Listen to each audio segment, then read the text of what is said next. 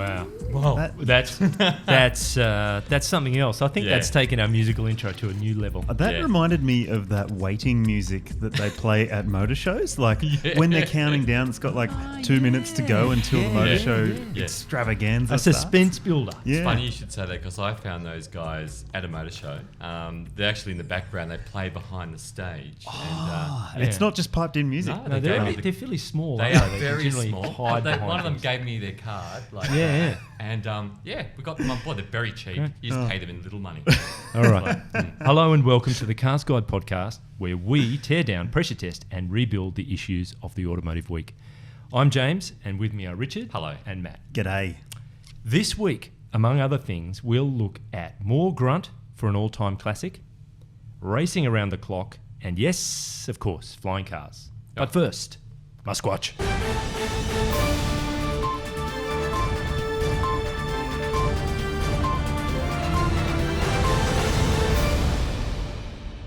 Yeah, so of course, it's maybe the beginning of the end, but could be.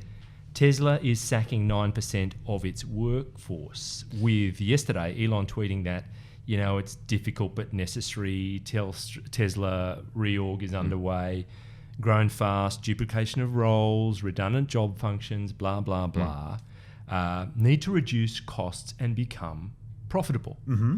But in the same tweet saying, look, we've never made an annual profit in almost 15 years. So profit is obviously not what motivates us. It's saving the world. I say run fast, run now, get away from that business. Sell your shares now. If you're an employee, get the CV tuned up because that ship is going down to the bottom. Yeah. Well, look, actually, this is the prime definition of decimate. Because, as you know, the Romans used to decimate a town that it used to go into by killing every 10th person. Right. And that's where the word decimate comes from. 10% of the population of Tesla. The only problem there, Richard, is this is 9%. Right, that'd be... So you're one off. Nicemate? It's nicemate. And they're not being killed. The business. Or maybe they are. Yeah. I don't know. So, look, what it says to me is, after all of the bluff and bluster of we're on track, it's going to happen... 2 weeks' time, 6,000 Model 3s, no worries. The rubber has hit the road. Yep. And actually, we've got to... Look, and also having said we are not going to go out to the market for another capital fundraising, he's kind of between a rock and a hard place where I've got to cut now. So the company is going to cut its way to glory. That's going to work. Yeah, always works. Why not just make a Model 3? You know? Yeah. So I think rather than sacking people... there should be a few tactical hires, specifically people that know how to build cars. Yeah, I mean, this is the thing. We have this discussion in the office at least, once a week, that all Tesla need to do is hire some people who have built cars before. There are plenty of people who work for GM or, any other of the brands, Ford, you name it, who would be able to offer some experience and insight that Tesla don't have. Well, look, it'd also be very interesting to be a fly on the wall and hear some of the conversations about whether or not there are impediments related to the actual design of the vehicle that has made manufacture so difficult, because when you are designing a car, it's not just about what looks great. You've got the bean counter shouting at you for costs. You've got the engineers, we need this under there in here, and you've got the manufacturers, the plant, saying we need to screw it together. Yeah. So that can't go there and that can't work that way. So it's a really interesting conversation. I wonder what 9% of the workforce are robots. Maybe there's some of those too. He doesn't like the robots. Yeah, that's true. All of a sudden. You know what? A homeless robot is an angry robot. It's true. He has warned us about jobless. AI, so... Yeah. All right. Well, look, let us know what you think about that. But the other side, or it's not even sides of a coin, it's a multifaceted thing. It's like a 50 cent. That is Elon's world. Yeah. So here it's the Boring Company and the flamethrowers that we've spoken about at length. The first 1,000 have actually landed in the hands of purchasers.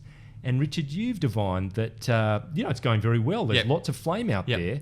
And what's the response been? The internet is loving the Musk flamethrower, but even though you have to sign a form declaring that you'll use it for all the right purposes, which I'm not sure what they are. Yeah. People are using them for all the wrong purposes. People are using them get a nice caramelized top on their creme brulee. They're using them. I've seen a lot of marshmallow toasting. Marshmallow toasting with a whopping flame. Yeah. I thought it would actually be a little less extensive than that. But it's a pretty big. It's not a focused kind of. No. But it's a long. You can make it turn into a jet. There's like a nozzle. It's like a hose. Oh, great. So you can change the flame. Yeah. And I thought it'd be a really lame flame. I didn't think it would be I thought it'd be like a cigarette lighter where you have to go like a cigarette. But no, it's a proper flame. But all of a sudden you've got people out on the news. Oh my God, these things are out in houses and the public is at risk and whatever. So that's it. I don't know. It's creating buzz. It's creating a lot of noise, but some of it not so great. He also it could be his most successful sales thing ever. But he also tweeted that they had to rename it the Not a Flamethrower because it might be illegal to post or something. So, I see. And that cleared the bottleneck. Obviously. Well, speaking of bottlenecks, the Model 3 production tracker, courtesy of Bloomberg, this week sits at 2612. So we're stagnating around that 2,600 mark. And allegedly that car will be in Australia before the end of this year. So part of that output will be heading our way. So we'll see. Yeah, maybe just one of them? Maybe. It could just be one. Some leftovers. I don't know if that ever comes to be. So enough for Muskwatch. We'll check in again with Crazy Elon, see how much of the workforce is still in employment this time next week. But everyone's favourite car. Now, these are Richard's words, not mine. Everyone's favourite car. It's a big call. It's a big call. It's a Mazda MX-5. Yeah, and it has a lot of very strong devotees around the world. Seriously, put it that way. Every car guy and girl out there, no matter what brand of car you like, you might be a BMW person or an Audi person or a Holden person or a Ford person, but everybody loves the MX-5. Okay, all correspondence to Richard on that one? Yeah, it's as usual. It's the meeting ground that car people can meet at. Fine. But it's getting more power.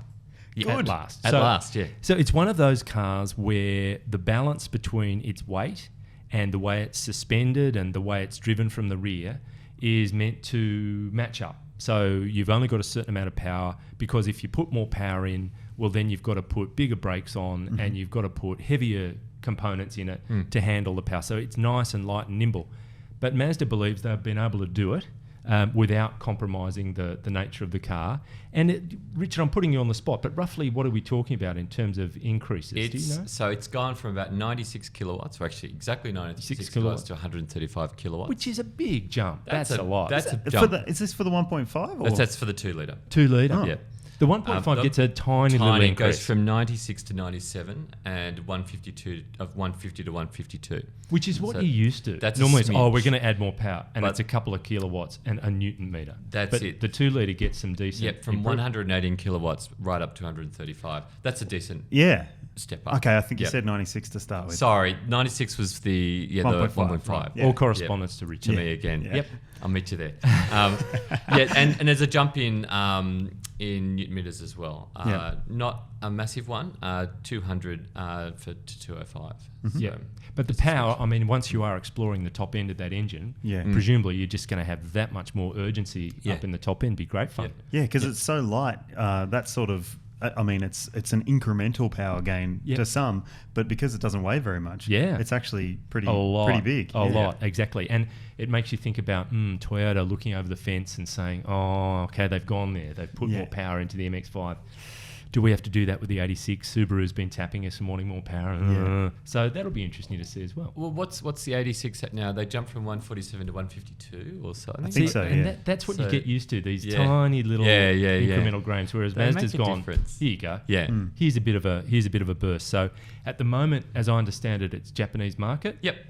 But you'd have to say it's a really strong chance of hopefully getting out of that environment and going to other markets around the world. Hopefully here. It's as I said, Australia. I mean, it's a very popular car. It's huge in Australia. You just have to look at the number of MX-5 clubs that are here. Very, very healthy scene. And it is Miata in America and places like that. Yeah, we love that car. Cool. We love that car. Everybody loves that car. Everyone loves driving that car, but no one likes stopping very quickly in emergencies. Which you have to do from time to time. And of course, AEB over the last, what is it really? It's only the last 2 or 3 years where AEB has become such a broadly adopted piece of technology. So autonomous or auto emergency braking that's able to identify obstacles, be it people, cyclists, whatever it might be, and automatically brake the car.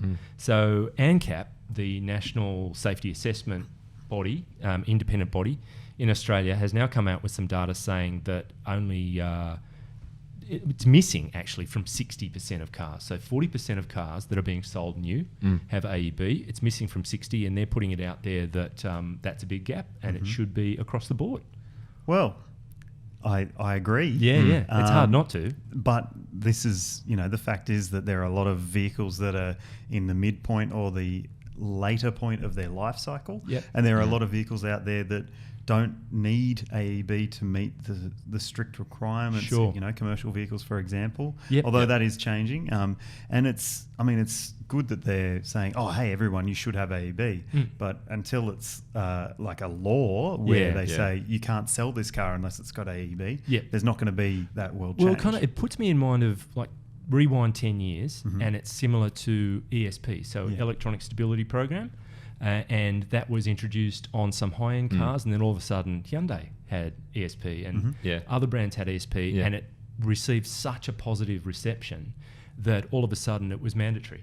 And I just wonder whether AEB might go the same way. Well, I've got a Volkswagen Up which had AEB in 2013, and now the cheapest car, one of the cheapest cars on the market, the Kia Picanto, which is the biggest selling micro car, also has AEB. And it's good to see that it's being spread down that far. I mean, those are the sorts of cars where you want the drivers, particularly if they're L-platers, P-platers, or even just new licenses. And they're city type cars. Exactly. They're in a very busy environment. Exactly. And that the minimalising of the potential impact at 30 Ks or under could be the difference between having a bingle or, having a major bingle or, stopping in time. So it's Have you tested your Up's AEB? I haven't. I don't know whether I want to. You could do. We've still got the Bear, haven't we, Richard? We've still got AE Bear, AE Bear, from Richard. I remember Pritchett, AE Bear. Scientific XC60. experiment, Yes, he was something. The MX-5, that doesn't have AEB because they can't fit it that low, can they? I don't know. And that's one of the issues. You can have a brand new car and it's not possible to fit AEB sensors to the car and I know that from memory the MX-5 can't be fitted. It's too low and it won't work properly. But that also brings up an interesting thing, and that is that I'm driving a brand new Suzuki S-Cross at the moment, and it's a 5-star ANCAP car. But it doesn't have AEB. It doesn't have lane keeping assistance, and that's because it was tested in 2013. And it was given 5 stars then. It would, it's very unlikely for it to get 5 stars now.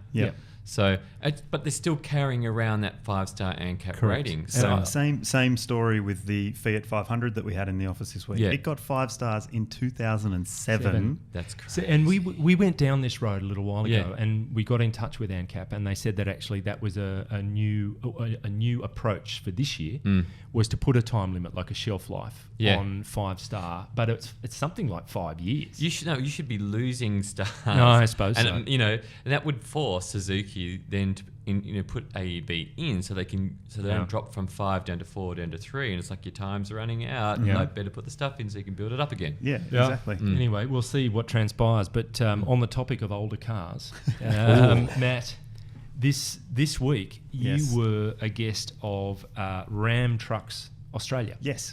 And they were pulling the wraps off a new product, the 1500. So we've had the 2500 and 3500, the big monster inline 6-cylinder diesel turbo thing. This is the smaller car. Yes. It's it's only a 5.7 litre Hemi petrol engine. Yes. So it's just got a puny little kind of donk under the bonnet. Yeah, not much to that. It can only tow 4.5 tonnes. Yep. Weak. What did you make of it? Look, like you said, as you segued into this segment, this isn't a brand new truck. It looks it. I've got to say. There is a brand new Ram 1500 that's on sale in America, but it's not available to the export market just yet. These two vehicles are going to be built alongside each other in parallel for US and global markets eventually. At the moment, the current or the new generation model is just for the US. And the existing model will continue to be built for export markets. For export and the US. And the US. They're selling it as an entry level to the Ram 1500 range. And then on top of that, you'll have the more expensive, newer one. With I see. The more aggressive looks and that All sort right. of stuff. So when you went to this launch, was there any chat about when there might be a transition to this newer model? There was minimal chat. Ah.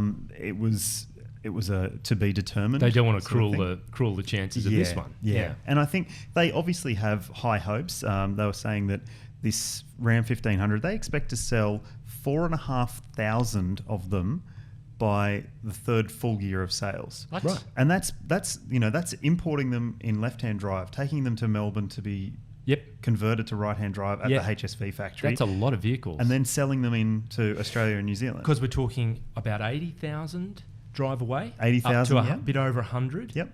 Not drive away. Exactly. Yeah, depending on the spec. Yes. With the tricky boxes in the RAM boxes, yeah. Yeah, the RAM box in which, the tray and all that stuff. In America you can store your gun. Or then what you've shot in the other one, because Yeah. it's waterproof. You can put the ice in there. Yeah. So it's a really, I personally am very interested in this vehicle because I see where this can fill a niche in the ute market. So HSVs and Holden SS utes. Sure. There's nowhere for those buyers to go anymore. Right. And for them to have a 5.7 litre V8 engine, which can run on 4 cylinders as well, and it's the claimed consumption's only 9.9 litres for the model with the 3.5 ton towing capacity. So you can get two different towing capacities. That's amazing. It's 12.7 or something for the higher axle ratio, but it's And what was the positioning line they were coming up with about it? Does something to utes? It eats utes for breakfast. Eats utes for breakfast.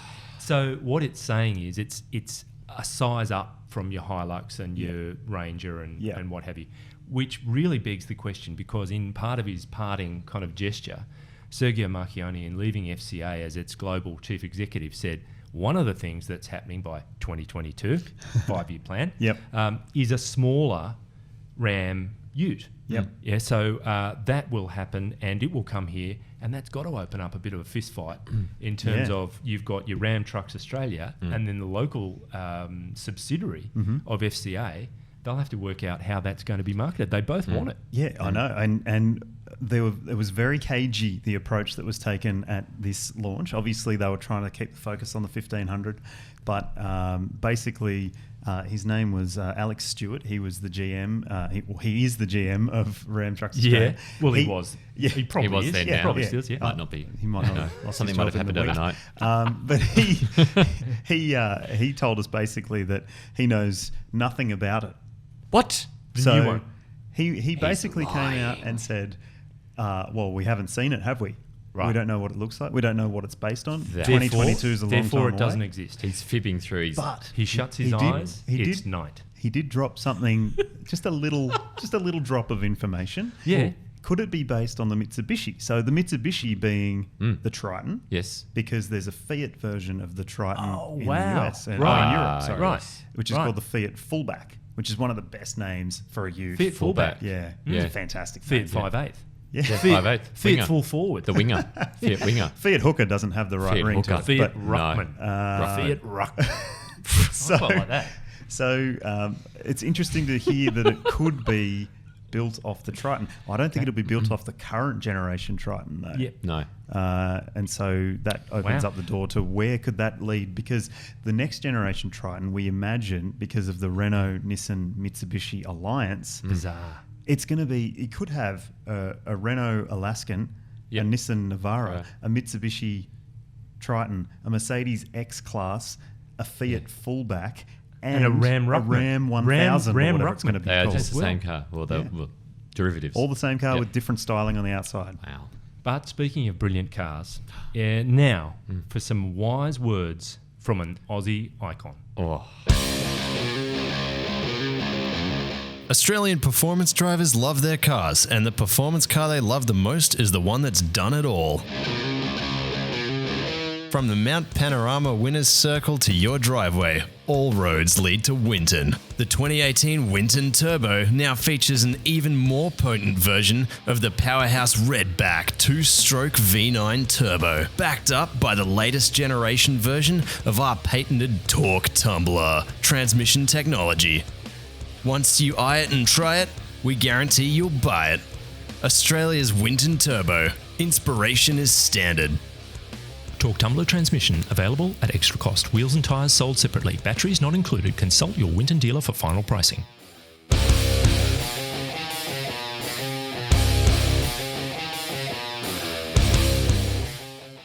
So, look, what can you say about Winton? Except they just keep on surprising us. My dad proposed to Mum in a Winton. In a Winton? I remember. It was, yeah. You remember? We were about 13 You weren't even at the there. time. We were 13 at the time. Oh, We were okay. at the drive-in, and he just popped the question right that's then and cute. there during Top Gun. What was playing? Top Gun. Yeah. Highway to the danger zone. Yeah. Little did they know Yeah. what lay ahead of them. Yeah. I thought I heard old mate Frosty's voice in this room earlier today. Yeah, no. Was it him? I think someone was on speakerphone, Okay. and that may have been the case because actually, Frosty, of course, is at Le Mans. Of course. And he's putting, that happens this weekend. Where else would he be? He's putting the feelers out with some of the top teams. Yes. To get a deal to run the Winton Turbo LMP1 car in next year's event. Wow. Yeah. Well, he's got the prototype, doesn't Well, he? look, it's being developed in the Winton Skunk Works in Benalla. Yep. And the locals call it Area 51.5. Yeah, And he yeah, reckons it's yeah. pretty much a sure thing. At least 3 examples will be on the grid at La Sarthe in 2019. Wow. Which is very exciting. That is so exciting. Winton goes global in terms of motorsport. And apparently, I just heard, I don't know if this is true, but they'll come with a spare wheel in case there's any, because it's an endurance. Well, it runs on Steelies. Well, it runs on Steelies. Yeah. And if you... Because if you have a problem, you can just bash it do back it there. into shape. You don't have... Yeah, exactly. And if you've got a spare on board, you don't have to go back to the pits. Yeah, You pull and over with and your just change Winton, it you yourself. get the old style cross Yeah. jack thing. So no matter what kind of nut you've got, you can get just it off, twirl it really turn it fast. around. Yeah. Yeah. It's fantastic. Wow. Yeah. They're Shaves- right on the bleeding edge Totally of on the bleeding race edge. car development. But that does actually lead us to the fact that Le Mans is on this weekend. And frankly, Toyota better win it because there's just not as much competition as there has been. No Audi, no Porsche. There are some other LMP1 cars. I was looking through the entry list. I've got it here somewhere. And there are, in fact, 1, 2, 3, 4, 5, 6, 7, 8, 9, 10 LMP1 cars, 2 of which are Toyotas. Okay. So they've got a 2-time World Formula One champion in the shape of Fernando Alonso, steering one of those cars, and he's obviously hoping to win. So, look, there's competition there, but it's not quite as strong as it has been in recent years. And with the heartbreak that they had with the last laps, was it, I think, last year's event when Porsche took it at the last breath? Correct me if I'm wrong, Snatched but I it away. think it was. You'd have to hope that they get that trophy in their cabinet this year. It would be nice. So I'm not really across Le Mans. I know that Audi pulled out of Le Mans last year. Was the last time they would do it. They were trying to save some money to pay for something. Yes. Yeah. And is that so? Porsche's out as well. Porsche is in the lower categories, like Okay. the GTP and GTE, with 911 RSRs and other cars, but they're not in the LMP1. They've juiced up their 919 to be setting lap records at Spa and running around the Nürburgring and doing all that PR-y stuff, but they're not racing it anymore. Right. Are Yeah. Toyota doing a Camry entry? to Le Camry Mans? entry, that'd be fantastic. Like well, a Delta Camry. an LMP1 Camry. Yeah. Yeah. Oh, a Delta, like the skinny front wheels. Yeah. Forget that. I want to see an LMP1 Tarago. Oh, Yeah, but look, there are Ryan Briscoe, Alex Davison, and we've got our own Matt Campbell. Yeah. Hey. I'll be heading there. We'll be there. So go Australia. Yeah. There are 3 Australian people on the grid, and we wish them luck. They're all in different categories. You're heading off straight after this, Yeah, aren't you? Yeah. It's a Yeah. busy couple Sleep of days. on the plane. Yeah, you're Sleep running on a the plane. Dempsey Proton Racing 911 RSR, as I understand it. So Yeah. you've been quick because you came back for this Yeah. after initial practice days. Look, I love the Proton Racing. I've got the Satria GTI at home. Yeah. It's a beauty. That's right. You pulled the back seat out, didn't you? And you've got a half saving cage in weight. it. Yeah, Saving weight. fantastic. You lose a lot of weight by pulling that back seat out. Yeah. Yeah. But Porsche, who we were just talking about, has actually named its former concept car that was presented and has been presented as the Mission E. They've now given it a production name called Taycan or Taycan. Taycan. Or It's- Taycan? Yeah, it was here, but it's been Toucan. taken. Yeah. And is aiming for a 2019 production introduction. Yep. So it's all real. It's getting real and it's all happening. I think it looks cool. I don't think I'm alone. It looks pretty amazing. But do we care? I mean, it's got 440 kilowatts. That's around 600 horsepower. Its range is alleged to be 500 kilometres. At what speed? I'm not sure. Yeah. You presumably have to be trundling around, not using all of that performance. Yeah, that's what I was going to say. And 0 to 100 kmh well under 3.5 seconds. Okay. So it's going to be blindingly fast. Like it's a proper supercar. Yeah. So the electric reality is kind of hitting home when Porsche finally puts that car.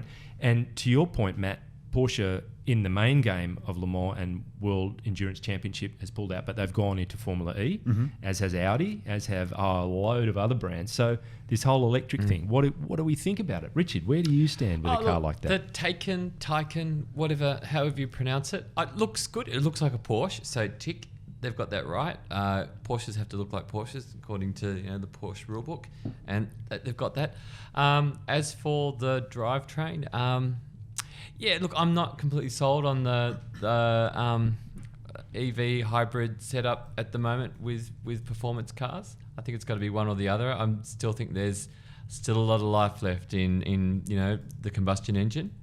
Look, you can't argue with 400 kilowatts, and that 0 to 100 time of about 3 seconds. It's going to be hunting Ferrari F12s. It's going to be hunting McLarens as well. Yeah, it's right up there. It's definitely to be. But you can still see it on the autobahn, racing in other supercars. Just, Well, that's what I mean. Just running out of juice. When you said it's got a range of 500 kilometres, I joked and said, 500 metres? Because if you are going to be using all of that power, how long is it going to last for? Well, one of the claims is that even when the juice level is very low, so the battery is nearly exhausted, you can still do a full blast acceleration run. It will have all its performance until the light goes out. So some other cars, it starts to taper off in terms of what you can actually do performance-wise. So it's all or nothing with this car. Right. Yeah. So you've got no power left and it will still allow you to go full virtually, throttle. It'll still go full throttle. I think that you say that to anyone who drives a high-performance car. You say, you've only got this much range. Yeah, you do, though. Like, if you're driving something that's got 700 horsepower and you fill it up, you've only got limited range as well. But you can fill it up again. Yeah. Although, when you're in an electric car, you might have trouble trying to find it. I remember when the Bugatti charger, the Bugatti Veyron SS set the world production car speed record. It's since been surpassed many times.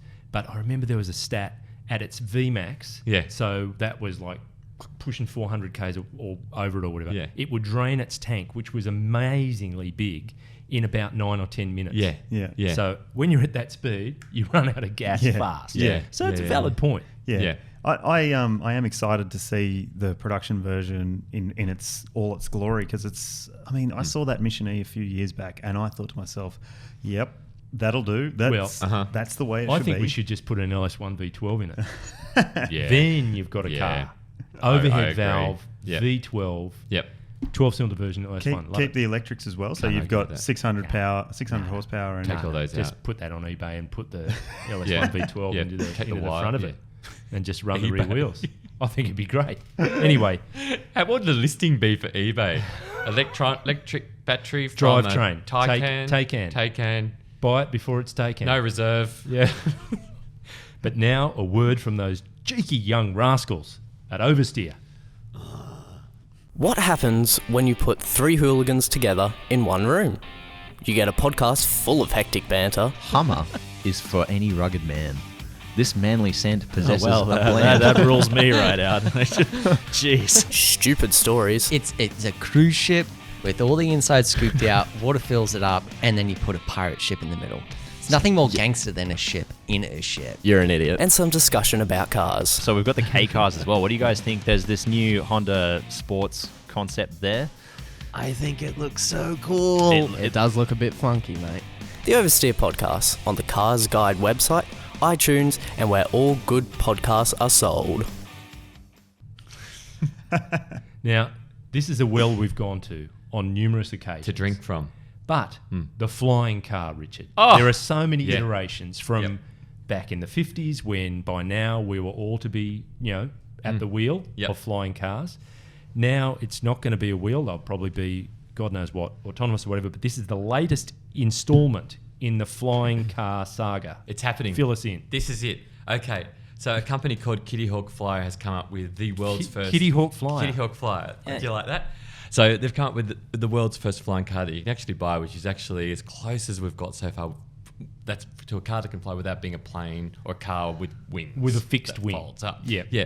So it's a quadricopter as well. So it's works the same way that your drone would Let's work. face it. It's an upscale drone. It's an upscale drone. With exactly. a person in it. With a person in it. Yeah. The difference being between this and maybe other things that are out there that you've seen is that the guy who runs the company is someone you've got to take really seriously. He was the head of Google's Google X division. And Google X division were in charge of the Google autonomous car. You know that little koala-nosed one which was driving around? What if I don't take him seriously? I have to. It's part of it. Right. Okay. I before we go any further, where is the production version of the Google autonomous car? So okay, good point. I'm not sure. Yeah. Maybe parked somewhere in a garage. In the same shed as they the probably, Model Y Tesla. They probably looked at what's happened with the whole Uber thing and gone, put it away. It's in there with all the new Waymo cars. The whole bit. Yeah. No, but with this, it's. I think you should take it seriously because they held their first press launch. They invited journalists to come along. Where was our invite? We didn't get one. It doesn't get taken seriously until we get invited. Well, we're CarsGuide, not Flying CarsGuide. Maybe there's a website in that. Oh my God! Quickly, I'm serious. Flying CarsGuide. It only takes 2 hours to learn to fly, and you learn to fly on a simulator. And then you get in, and you've got like a PlayStation controller. It only goes 3 meters off the ground, so it only goes as high as the roof, right? Which means if you fall from there, you're just going to hurt your arm. You're not going to. It's not dangerous. To me, Richard, that might be stating the bleeding obvious here, but that sounds like the start of the trouble. It's above people's heads, though. Yeah, but then if you've got more than one, even if you've got two. Yeah. That's a bit of a problem because you're adding an extra dimension. They don't go very fast. They travel at 35 k's max. So right. So they don't go fast. Yeah. They don't go high. No. What's the point? Well, and how does air traffic control manage it all? So So that's an issue. It's just a higher up car. But so you don't need a road, right? You can fly above roads, which means that you can have cars on the road and also another deck of flying cars. Now, the company, another reason why it should be taken seriously is that the company has just agreed to, has gone into an agreement with the New Zealand government, and the New Zealand government is going to be trialling them as taxis, but a bigger version called the Cora. And the Cora looks like a scary, menacing bird, a yellow, scary bird. Right. And they're going to be using these as a taxi in New Zealand. Whereabouts? Where in New Zealand? Auckland, wow. Wellington, Queenstown. Oh, look, hats off to New Zealand. Hats off to New Zealand. They lead the world in lots of things. Their PR game is strong. That will be very interesting to see how that develops. So no word on prices. Prices haven't been announced, but it's happening. Ladies and gentlemen, you've heard it here first at FlyingCarsGuide. All right. Well, look, rather than what's going to be in our garage, maybe it's a hangar. Maybe it's, I don't know, it would be on the top of the building rather than underneath it. You could park on the roof. Park on the roof. In our garage currently, Matt, tell us about what you've been steering during the course of this week. I've been in the updated Kia Optima. Right. Which has seen a very mild facelift. Yep. But importantly, they've added a bit of extra equipment, so you now get AEB and all the active safety stuff fitted as standard in the base model car. Prices come down. Yep. So there's some pretty promising things there. Its segment is diminishing. Oh yeah. So there's not much relevance left there. Yeah. So I think they've also changed the top spec model from being a platinum to being a GT. So it's supposed to appeal in the same sort of way that the Stinger appeals with the GT top spec. Bit more sporty. Yeah, but nah. It's sort of one of those cars where it doesn't do anything necessarily very badly, but it's in it's in a segment where no one's buying them. Yeah. So it goes Sonata, Optima, Stinger. Is that right? Elantra. Hang on. Where did you get Sonata from? That's a Hyundai. That's Hyundai, mate. Kia, sorry. Yeah. So it's Cerato. It's the same thing. Cerato. Yeah. Yeah, Cerato, Optima, Stinger. Cool. That's the way it goes. And has it got a new grille?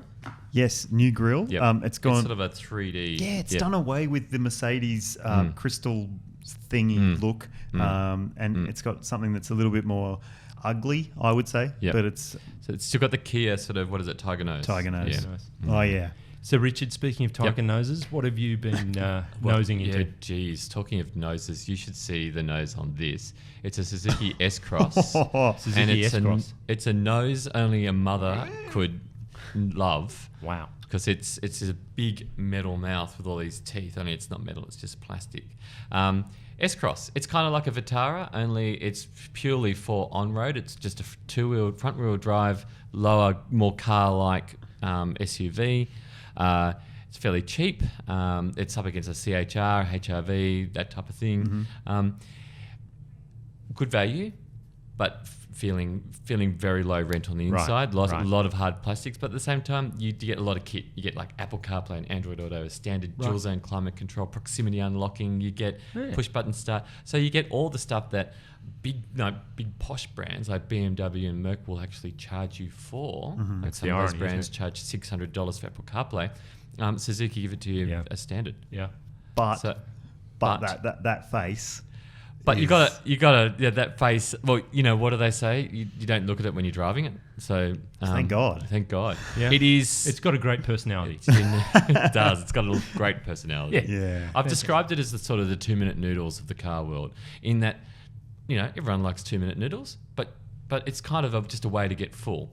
You wouldn't. There's call not a lot someone, of nutrition. Not a lot of automotive nutrition. Well, that's it. And 2-minute noodles serve their purpose, and so does this car. It'll get you to wherever you want to go. But it'll be the destination, not the journey. That will be the good thing. It'll do it affordably. And I've been driving a 2008 Toyota Yaris. Hey, which is fantastic. Our eldest daughter is about to get her P license, and she has bought a car with a little bit of help from her dad, and it's a really nice car. I'm jealous, actually. Yeah. I'm jealous. It's only the YR, it's the 1.3 litre engine, but I've just been discovering things about it in cleaning it and whatever else. Multiple glove boxes. There's a nifty glove box right in front of you because it has the central instrumentation. Yeah. Another one over there, another one down there. Yeah. Really great little cup holders. Yeah. I think it was way ahead of its time. It I was. really enjoy driving it. Well, that's the thing. That generation of Yaris was like a real benchmark in terms of the thoughtfulness of the cabin. Then the next generation came out, like it missed out on the sliding seats. It's got the sliding It's got rear the seat. regular tacho. Absolutely. And it was like... This car's delightful. Yeah. I really like it. They were a charmer. We didn't pay a lot of money for it, and she's really enjoying it, so that'll be great. Good brand. Okay, Reliable. and with that, I think we've reached the finish line. Thank you, Richard. Thank you. And Matt. Thank you. And thanks to our new producer we fondly refer to as Marsden. Marsden. For his impeccable panel work. Just one name, like Kanye and Rihanna. Yeah, Madonna. Yep. His first contribution was lining up today's theme music, so let's just say he has Van Gogh's ear for music. Thank you for listening, and please give us your thoughts on anything we've discussed today. Search for Cars Guide on Facebook and Instagram, and use the hashtag CGPodcast or email us at comments@carsguide.com.au. You can listen to and watch us on YouTube, and if you're an iTunes devotee, please rate and review us. I hope you can join us next week. Until then, if someone tells you your car doesn't need that much power, stop talking to them. You don't need that of negativity in your life. So true. Yep.